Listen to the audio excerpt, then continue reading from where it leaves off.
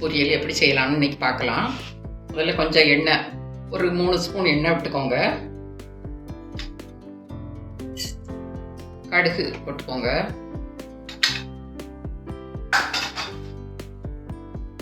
கடுகு பொரிஞ்ச உடனே உளுந்தம்பருப்பு போடணும்.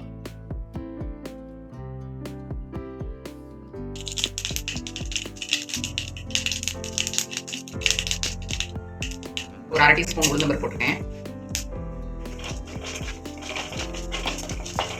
உளுந்தம்பருப்பு சவந்திருக்கு பாருங்க. கருவேப்பிலை போட்டுக்கலாம்.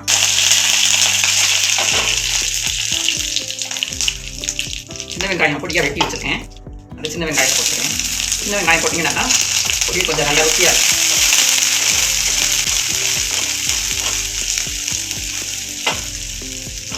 ரெண்டாலே போதும். இப்போ பீன்ஸ் பாருங்கள், பொடியாக வெட்டி வச்சுருக்கேன். இந்த பீன்ஸை உள்ள போட்டேன்.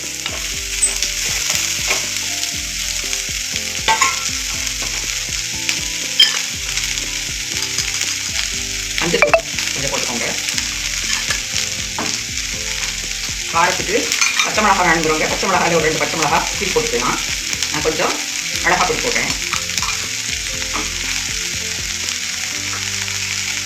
பொரியல் தந்தோடி கொஞ்சம் காய்ச்சி தந்தோடி கொஞ்சம் உப்பு.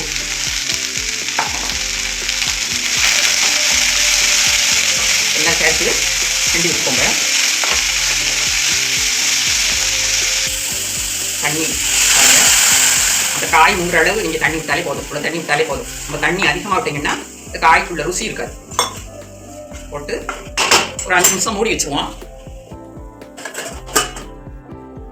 தேங்காய் பூவோட ஒரு 1/2 டீஸ்பூன் ஜீரகம், ஒரு 3 பல் போட்டுக்கோங்க. பூண்டு பல் பெருசாக இருந்ததுன்னா ஒரு 2 பல் போட்டால் போதும். ஏன்னா அது வாசனைக்கு ஒரு 3 பல்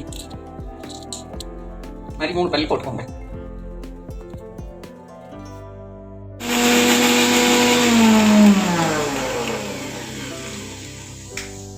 எடுத்தோடனே பாருங்க, தண்ணி ட்ரைன் ஆகி நல்ல பொரியல் வெந்துடுச்சு. பீன்ஸ் நல்லா வெந்துடுச்சு. இப்போ நம்ம திருவி வச்சுருந்த தேங்காய் பூவில் ஜீரகம் பூண்டு போட்டு அடித்து வச்சுருந்தேன்ல, அதை போடுறேன்.